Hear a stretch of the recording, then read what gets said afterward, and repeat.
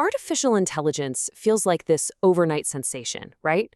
Like this brand new tech trend that just suddenly appeared on our phones and laptops out of nowhere. But the truth? It's actually been a 70-year slow burn that just recently hit an explosive inflection point. So let's just dive right into this explainer. This is the first in a two-part series where we're tracing the absolutely fascinating evolution of AI.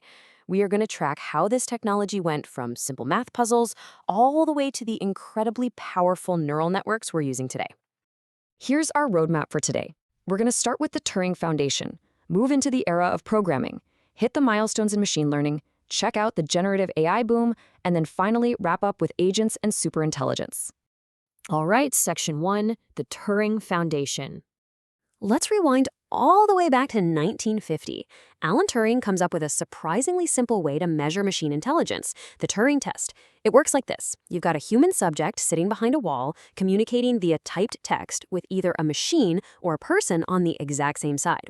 Actually, on the other side. If the human judge literally cannot tell the machine from the real person based on those typed responses, boom, the machine is judged to be intelligent. I remember this being the absolute gold standard taught back when I was riding a dinosaur in my undergrad classes. When you look at this overarching 70-year journey, you really see this slow, methodical crawl in the early days. There's a huge gap between the term AI being coined in 1956 and those big, flashy victories in the late 90s and 2000s.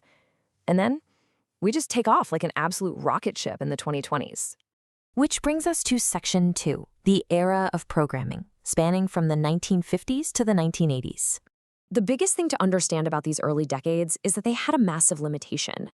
If you wanted a system to be smarter, you literally had to sit there and manually write more code. The machines weren't learning, they were just following strict instructions.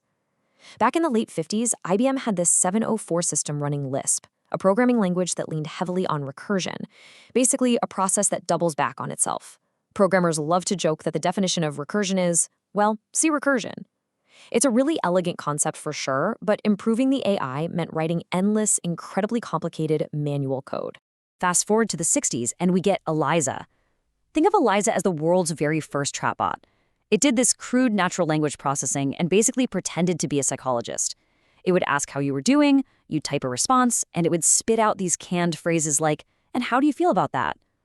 It was super limited, but honestly, it's wildly amusing how easily we humans were tricked by simple prompt and response programming. For a lot of people, this was their very first time feeling like they were actually talking to an intelligent being. Then the 70s and 80s roll around, and we get Prolog and expert systems. These used programmed, rule-based logic to run inferences and give advice for specific situations. And let me tell you, the business world was incredibly hyped about this. The reality, though? Total disappointment. The systems were just way too brittle. They couldn't adapt to new information at all, and yet again, making them smarter meant manually typing out more code. Okay, Section 3, milestones in machine learning. This right here is where everything completely flips. We finally stopped programming systems with those strict, brittle rules. Instead, AI started conquering human domains by simulating intelligence using neural networks. We basically started force-feeding systems massive amounts of data so they could learn just by looking at examples. This is the bedrock of the technology we still use right now. Honestly, you can just think of machine learning as pattern matching on steroids. You show it a mountain of data and basically say, hey, predict the next item or spot the outlier. This breakthrough fundamentally shifted the heavy lifting of intelligence from human programmers manually writing code directly onto the algorithms themselves. And once we made that shift, historic barriers just started falling. Take 1997. IBM's Deep Blue actually beats the world chess champion, Garry Kasparov. Now, people always kind of figured a computer might eventually beat an average chess player, but to completely overcome the sheer genius, the creativity, and the strategy of a grandmaster, no way. That was a monumental milestone that a lot of folks genuinely thought a machine could never pull off. But then we had a totally different and frankly way harder challenge in 2011. IBM's Watson beat two all-time Jeopardy champions 3 nights in a row. See, chess is basically math, but Jeopardy relies on the messy, complex vagaries of natural human language. Watson had to understand puns, idioms, and figures of speech. Like, if a clue mentioned it was raining cats and dogs, Watson had to know not to literally expect golden retrievers falling from the sky. Plus, it couldn't even query the internet, and it had to rapidly calculate its own confidence score before buzzing in. Proving an AI could navigate human nuance like that was just massive. Moving right along to Section 4, the generative AI boom. All right, this is the big inflection point. This is where that snail's pace vanishes completely into thin air.